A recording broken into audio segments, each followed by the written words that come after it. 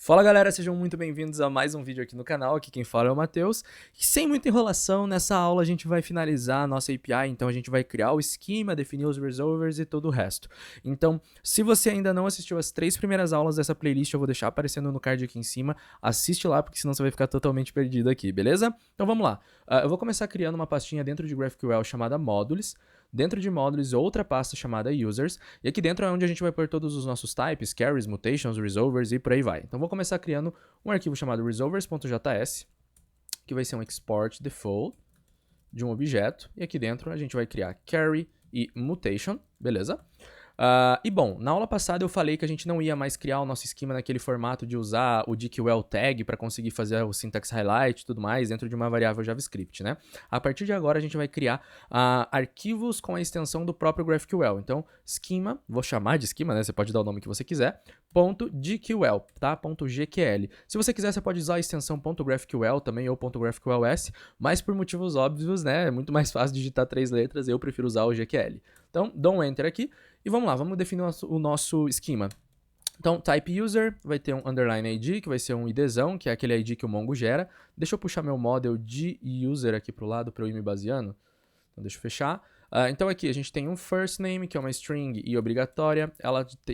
A gente vai ter também um last name, que também é uma string obrigatória. A gente vai ter um e-mail, que é uma string opcional. A gente vai ter um active, que é uma string. Aliás, o active é um boolean, né? Um boolean e obrigatório também. Show, posso fechar isso aqui. E de carry aqui para users, né, para os nossos usuários, a gente vai ter duas, que é a users, que vai retornar um array de objetos user, e a nossa user no singular, que vai receber um ID e vai retornar apenas um usuário. Perfeito. Agora as nossas mutations, a gente vai ter create, update e delete, só que aqui entra o seguinte ponto, né?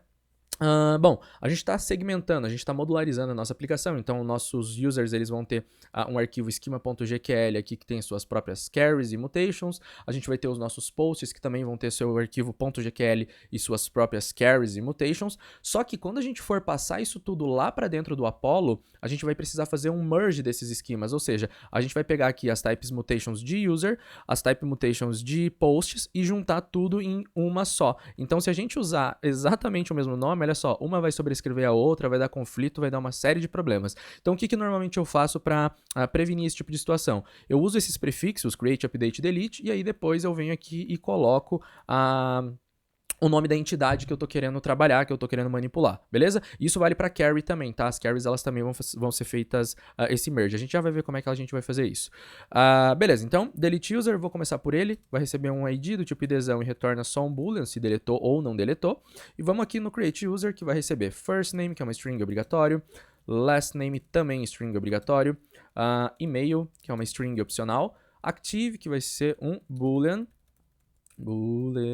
obrigatório, e aí retorna os dados do usuário que ele acabou de criar. Para o update é basicamente a mesma coisa, então ele vai retornar aqui o user, e a diferença é que ele precisa receber primeiro o ID desse usuário que ele está querendo editar, e aí os dados, né, as informações que ele quer resolver, que ele quer alterar. Só que você vê que a gente está usando exatamente o mesmo formato de entrada de dados para editar um usuário e para criar um usuário. Para esse tipo de caso, a gente consegue encapsular isso em um carinha chamado input. Eu vou dar um nome de user input, você coloca o nome que você quiser. E aqui dentro eu passo todos esses parâmetros. Então, vou recortar, jogo para cá, vou quebrar a linha, tá? Deixa eu identar aqui só. Beleza? E agora, no lugar de passar essa tripa gigantesca aqui, o que a gente pode fazer é o seguinte. Passa um parâmetro com o nome que você quiser, eu vou chamar de data, e o meu data vai ser um objeto, literalmente um objeto, no formato do meu user input. Só isso. E agora eu posso pegar isso aqui e reaproveitar aqui para o meu update, né? Então, além da gente conseguir fazer esse reaproveitamento e deixar o código mais legível, se a gente quiser amanhã, por exemplo, que o e-mail passe a ser obrigatório, a gente vem aqui e coloca uma exclamação, e isso já vai refletir tanto para criação quanto para edição de usuários. E o mais legal é que a gente usa exatamente a mesma sintaxe, né? A mesma forma de escrever que a gente já vem usando, tanto nas carries quanto nos types, nas mutations e tudo mais. Isso que é o grande diferencial, na minha opinião, do GraphQL e o que deixa ele ainda mais legal. Muito bem, então, agora eu vou fazer o seguinte, aqui na minha pastinha Modules, eu vou duplicar essa pasta Users e vou renomear ela para Posts. Opa, Pisotes não, né? Posts. Perfeito. Agora aqui dentro, vamos lá, vamos trabalhar no nosso esquema. Vou renomear aqui então, Post. Aqui a gente vai ter o Title, o Content. e a gente vai ter também o autor, só que o autor ele vai ser um user, né, um objeto do tipo user. No meu post input, eu vou copiar isso aqui, ó, que vai ser basicamente essa aqui, a entrada de dados, com a diferença que o autor ele vai ser um ID, né? Não vou passar um objeto com nome, first name, last name do usuário, não faz nenhum sentido.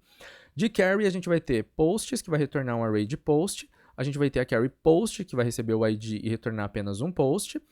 E aqui, deixa eu ver, eu acho que a gente pode... Isso, vou dar um Ctrl D aqui, um Command D, e vou renomear tudo para post. E acabou, a gente criou o nosso esquema de posts também. Fácil pra caramba, né? Bom, deixa eu fazer uma coisa, que é o seguinte. Aqui no meu package.json, provavelmente a gente nem vai mais usar aqui, porque a gente já definiu toda a parte de GraphQL, todos os esquemas da nossa aplicação, mas com certeza no seu dia a dia você vai precisar disso aqui. Pode até ser que a gente acabe usando isso aqui, mas é o seguinte. Se eu vier aqui no meu esquema e dar um Ctrl... Na verdade, deixa eu primeiro abrir o meu terminal, né? Para explicar o problema. Vou rodar yarn dev, então ele vai executar aqui o nodemon e show de bola. Só que se eu vier aqui, por exemplo, tirar a obrigatoriedade de autor e salvar, olha só, o nodemon ele não reconhece alterações em arquivos que não são JavaScript. Para isso a gente vai fazer o seguinte, eu vou vir aqui no meu package.json, vou passar uma outra flag chamada "-e", e aí eu passo js,gql. E agora sim, a partir daqui para frente, toda alteração que a gente fizer em arquivos JavaScript, né, com a extensão .js ou com a extensão .gql, vão refletir aqui num refresh do nodemon. Então agora sim, ó, yarn dev, vamos esperar. E vou colocar aqui a exclamação de volta, salvo, e olha só, agora ele fez o restart, beleza? De novo, talvez a gente nem use isso aqui durante a aula, mas é óbvio que você vai precisar disso aqui na sua vida ao decorrer da sua jornada aí. Beleza, deixa eu fechar isso aqui, deixa eu fechar isso aqui. E agora a gente precisa juntar todos esses esquemas que a gente criou e jogar eles para dentro lá dentro do nosso Apollo Server. Como que a gente vai fazer isso? Deixa eu parar aqui o servidor. A gente vai instalar um carinha chamado Merge GraphQL Schema. Então, deixa eu importar de Merge GraphQL Schemas. Primeiro vamos começar importando o file loader. Esse file loader aqui, ele basicamente vai coletar, ou seja, a gente vai passar um path, né, o caminho para uma pasta para ele, e ele vai procurar dentro dessa pasta todos os arquivos que tenham um arquivo que tenham a extensão .gql, vai juntar tudo isso dentro de um array, né? Cada arquivo vai representar uma parte de um array, tudo de forma automática pra gente. Então, sempre que a gente criar um esquema novo ou coisa assim, a gente não precisa nem se preocupar em importar ele, coisa desse gênero, porque o file loader ele já vai estar conseguindo pegar essas informações pra gente. Então, eu vou fazer o seguinte, vou importar aqui o path também do node, e aqui dentro eu vou criar um types array, que vai ser igual a file loader. Esse meu file loader vai receber um path.join, pega o dirname, né, que no caso o dirname ele representa a pasta GraphQL, porque é onde o typedef está. Aí dentro de GraphQL acessa a pasta modules, dentro de modules acessa qualquer pasta que tiver lá dentro, e dentro dessa pasta, dessas pastas, você vai procurar por arquivos que tenham a extensão .gql. Simples assim. E agora a gente vai importar outro método aqui de dentro, que é o merge types, para justamente fazer o agrupamento das nossas carries, mutations, types e tudo mais em uma string só. Então vou fazer o seguinte, ó, const typedefs vai ser igual a merge types, passando essa minha types array, né, que ficou types array. Beleza. Eu vou dar um console.log aqui nesse meu typedefs, só para a gente ver o resultado disso, e aqui embaixo eu vou dar um export default no meu typedefs. Beleza, vou salvar isso aqui e vou executar yarn dev. E agora olha só, tá aqui, se eu subir aqui em cima, né, para subir embaixo não dá certo, vou ter aqui todas as minhas carries de post, users, dentro do mesmo root carry, aqui eu tenho todas as minhas mutations também dentro do mesmo root mutation, então, por isso que a gente não pode usar o mesmo nome, né, para as carries e para as mutations, porque senão no final aqui a gente ia ter 2 creates, 2 updates e por aí vai. Ok, agora a gente precisa fazer basicamente a mesma coisa com os nossos resolvers, porque assim como dentro do nosso esquema do GraphQL a gente precisa passar só um type carry, nos nossos resolvers a gente precisa ter apenas um carry e apenas um mutation. Então, esse pacote aqui ele também ajuda a gente nisso. Eu vou copiar todo esse código, venho aqui para resolvers, colo aqui dentro, e aqui a gente vai fazer algumas alterações. A primeira delas é que não é mais merge types, tá? Eu vou renomear para merge resolvers. Agora eu vou alterar o nome dessa variável de types array para resolvers array. O caminho da pasta a gente vai manter, a diferença é que aqui no final a gente vai pegar os arquivos resolvers.js, que é o nome dos arquivos que a gente está colocando dentro dessas pastas. E aqui eu vou renomear de typedefs para resolvers. Salvo isso aqui e acabou. Então agora vamos começar a criar os nossos resolvers. Eu vou na minha pastinha users, né, vamos começar por eles. Vou importar user from, volta 1, 2, 3 e acessa models, isso aí. E acessa, pega o arquivo users.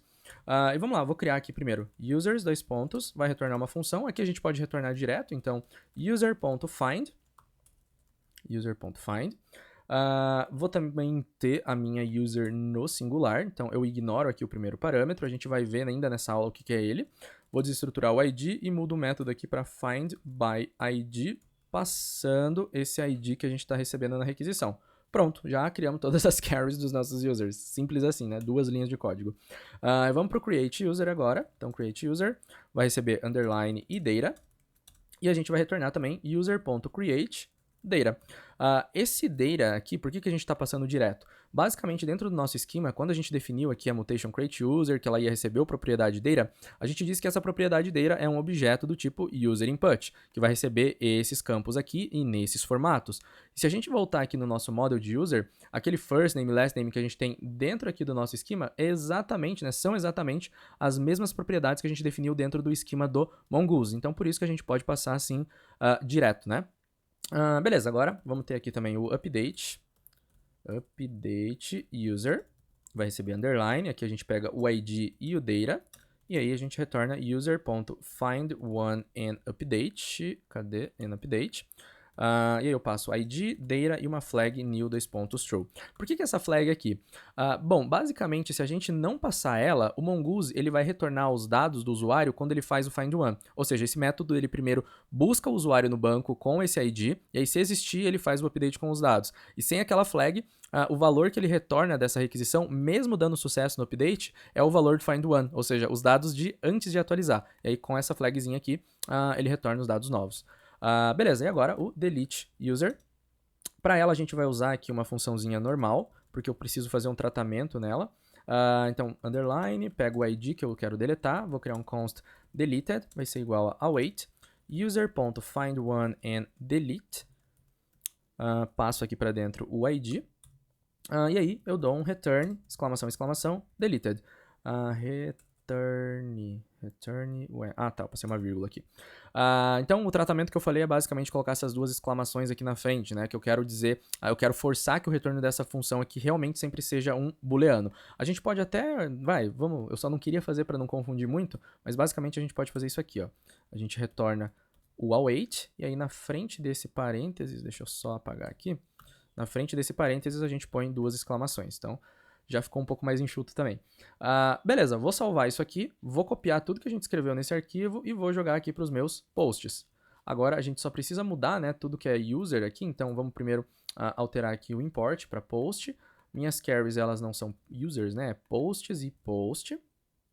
E agora eu acho que é tudo maiúsculo, né, então a gente pode ir Command D, D, acha todos os users e substitui por post. Salvo isso aqui. E beleza, já criamos os nossos resolvers de users e posts. Então agora a gente vai testar a nossa API. Vou começar aqui executando o comando yarn-dev.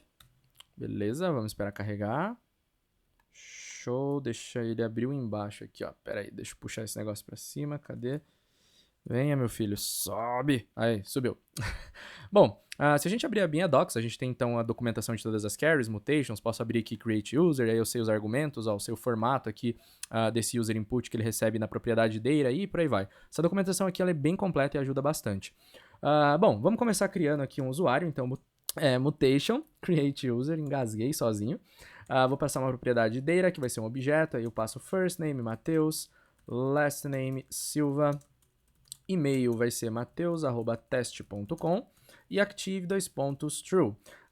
Vou receber aqui, né, vou pedir para depois que cadastrar esse usuário ele me retornar o ID e, por exemplo, o e-mail.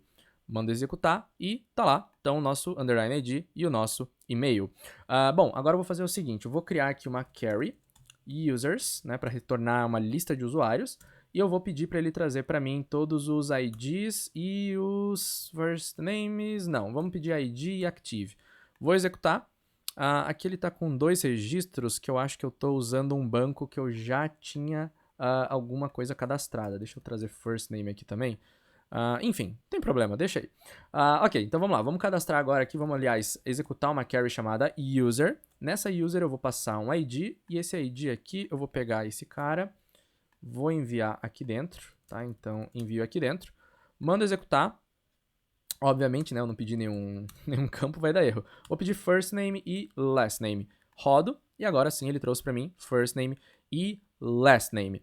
Bom, vamos testar agora a nossa mutation de delete user, né? Daí aproveito e limpo esse banco aqui. Então vamos lá, vou criar aqui uma mutation, delete user, que vai receber um ID. Então deixa eu passar o ID. E aí, como essa mutation aqui ela retorna um booleano, a gente não precisa passar as chaves aqui e informar o que a gente quer receber. Não, o GraphQL ele vai retornar por padrão aqui o true ou false. Então, manda executar, retornou true, vamos listar todos os usuários mais uma vez e tá lá, foi embora. Então deixa eu deletar esse aqui também, pra gente ficar só com o último usuário mesmo que a gente criou. Então deixa eu executar, beleza, limpou.